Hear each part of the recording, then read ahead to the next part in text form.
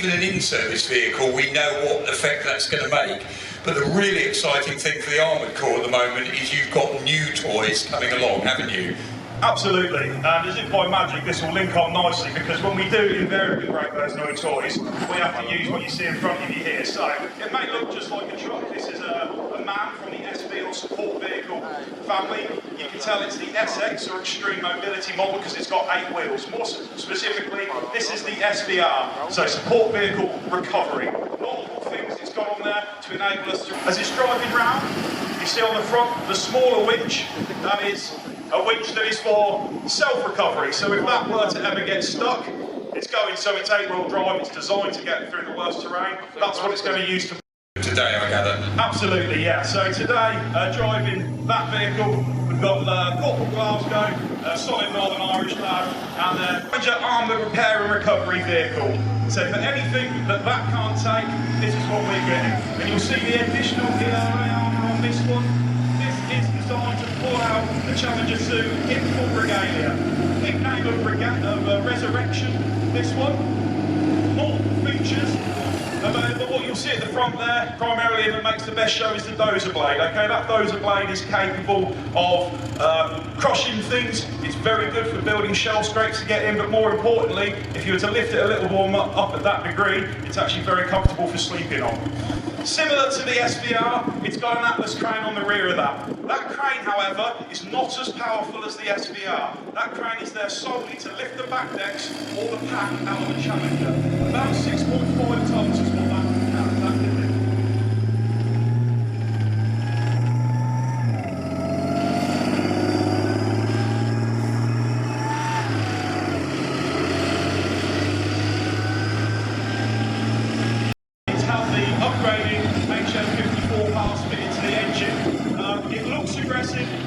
Aggressive, it's there to pull tanks out of the shop. That's what it does, and it is one of the best sound vehicles we have. Yeah, clearly it's not ERAs, chucking out there, but it would absolutely be reactive armour, so it gives that protection against chemical energy. Okay, so our next vehicle coming on, take us through, obviously a bridge layer, what do we call this one? Absolutely, so this is Challenger 2 Titan Armoured Bridge. For an Armoured Vehicle Launcher Bridge. There's a reason we just call it Titan, okay? Part of the T2 series of vehicles manned by the Royal Engineers. You've got the Titan, which is the bridge layer, and the Trojan, which you may have seen last year, which has the mine plough, the machines, all of that. This vehicle is a hugely important asset enabling us.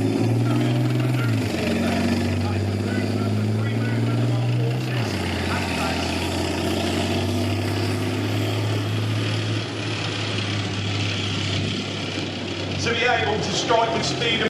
Defensive lines, so if you've got an armoured force, you come to a river, you can't cross it, you're going to need pontoons or something. And the idea of being able to deploy a bridge of this scale in the time you're going to see means your force can continue. And as we've been following what's going on in Ukraine, river lines are still being used for defence there, so we know these are going to still be very important assets to the army. Obviously, they are precious assets, so you... Should there be any form of resistance, this would be sandbagged, in effect, with a troop of tanks. So 4 tanks would be protecting this vehicle.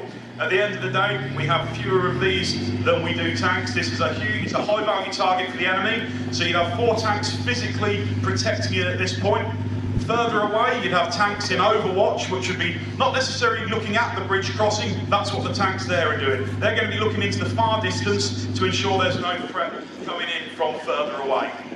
Now, as we see it going down, you can tell this is the number 10. Okay, not just because it's that size, but it's the Scissor Bridge action. None of the other bridges, we've got a number 11, which is a 14.5 metre span, and a number 12, which is a 12 metre span. They're just single bridges like this. They don't flip out. Hugely important, as mentioned, manoeuvre warfare. That's what the Army focuses on at the minute, and that is what the British Army is and has traditionally been very good at. We're not the biggest army in the world, but we can move very effectively. As this bridge is going down, you're going to have more reserve forces in the rear ready to push forward. Generally, that's known as a bridgehead force. It will comprise of armoured infantry in Warriors 510s. So as soon as this bridge is down, the infantry are going to push over the bridge, They're going to push out about 500 metres to a K on the other side, set up that defence. Because they've got man-portable anti-tanks, we can set up our own anti-tank screen. We really own that. And as soon as they've gone out, the breakout force of tanks will then push over, and these will push another tactical bound over. We're creating that ring of steel, we're supporting the Titan, we're protecting it, because as soon as this is laid, this is going to disappear back, possibly pick up another bridge, or if this is secure, it will sit close by, ready to pick up and go forward. So just an opportunity to mention, again, from our point of view, many people here will have read the news about why we're looking as well at the British Army is still investing in armour. It's still a crucial thing. Just think of it, First or Second World War, when air power comes in, we are interested, you know. As a direct requirement for the Snatch Land Rovers, we have the Jackal. Okay, this is more specifically a Jackal 2. It's our reconnaissance vehicle designed for deep battle space reconnaissance and strike ability. So this will work well ahead of the main force. For example, let's say that bridge has been laid, but we don't want to push forward. The Jackal might then go heading forward many kilometres to scout that area out in front of us. You can easily identify this as a Jackal 2. Look around everywhere, and again, the speed of this, those exercises from Germany to Poland, etc., these can whip down the autobahns and suddenly appear in a place very, very quickly, and then with their off-road capabilities disappear off-road into another area. Independently was perfect for the deserts of Mali. So again, we're looking at now one of these vehicles. We can see it, normally you wouldn't be able to see this of course. We're looking at Ajax, another vehicle now just coming into service. Yeah, so if we're thinking in terms of the battle space, Jackals are out ahead, your Ajax is going to be filling that gap behind. Fresh off its debut last year, the Ajax family of vehicles. This is the Ajax, the gun variant of it, designed as a recce and strike vehicle. So not a recce vehicle, not a strike vehicle, it combines both. Doing that, it is in effect the most advanced medium armoured vehicle of its type. A massive upgrade of its cultural predecessor, as it were, which was the CBRT series. The 40mm cannon on there is capable of up to 150mm of penetration at 1,000 yards. Which is a massive increase in firepower over the 30mm. It can tell you where it's coming from, which means you as the commander have the ability to decide the best course of action.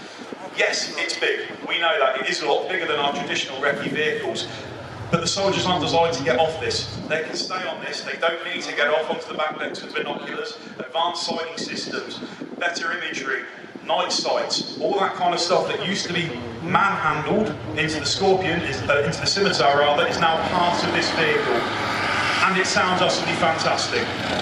And this is part of a family, so there's other variants for other roles on the battlefield. Yeah, absolutely. So the first ones, my regiment has been relatively lucky to work the first ones. We've got some Ajax out on the soldiering lane now. And we've also... So an old favourite coming on now, this is Megatron. Absolutely, yeah. This is our baby down at ATU, so-called Megatron. So all the trials, all the transformations it's gone through, we thought Megatron was a suitable name. Dressed up this time in a Barracuda and bar armour attire, it's pretty much OES standard with a little bit of TES thrown in. What's there to say? It's the British Army's main battle tank, third generation main battle tank, composite armour, fully automated, fire control system and a stabilised turret. Up on the top there, what you'll see is the bird table, as we call it there. That is all ECM based. Again, at the front, if you see the two antennas, this is all designed to stop IEDs. It can block out those radio signals for signal detonated ones. For those of you that were misfortunate enough to come and listen to one of my ammo talks earlier, we know it's got the rifle gun. The rifle gun is what makes it British. We've got the rifle gun because we still like firing cash.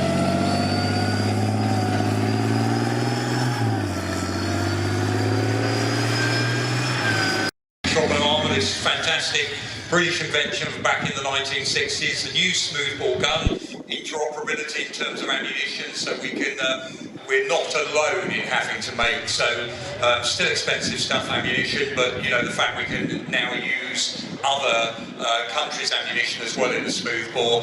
But obviously Megatron has been the tank that you guys have been playing with over the years, adding absolutely everything, most of them in service. Don't look like this, do they? Absolutely, you're correct. However, every tank in service can look like this. It's just a series of add-on things. There's some little bits and pieces on the inside that are a little bit different, but this is the beauty. It's like a tank building blocks. You can scale the survivability to how you need it. People watch this space, and I'm saying that for really good reasons, because Armoured still big business, and this is another cracking vehicle, British vehicle, still in service at the moment, not necessarily for the role we thought it was. Absolutely. So for the spotters amongst you, you will notice that this is indeed not a Warrior 510. This is actually a Warrior 514, okay, which is the Mechanised Artillery Observation Vehicle. How do we know that? If you look carefully around, though, it's only got 2 antennas today. For the radios, there are space for 4 antennas there. Why has it got that many? Well, because this is what the artillery use to confirm and direct fires on target. Instance of the battle picture, this is going to sit just behind that line of tanks. The tanks could push forward, a recce vehicle could push forward, call for artillery. It's going to need confirmation for that artillery. So the commander's prime reduced. So it really is one of the rarer variants, as ever. No expense spared here today, bringing you that. We've probably had the details of that Warrior previously, what it was designed for initially, to keep up with the modern tanks. Challenger 1 originally, moving on Challenger 2. Still in service, even the 510s are still in service, and they're still a vital part of how we do our work as armoured soldiers, because they're the only vehicle that can really keep up with us. And the idea is going to be ultimately the IFV version with the infantry in the back. That's going to be Boxer in the future, which is on the horizon. Yeah, again, I've seen that it's Boxer, very impressive vehicle. A fantastic collection here of some very interesting vehicles. We're going to let them do a couple of laps, ladies and gentlemen, so that you can see the sort of power they've got. Just before we can't be heard, give them a round of applause. This is your army. These are the people that are going to have to go to places. Politicians, you voted to power, so own them.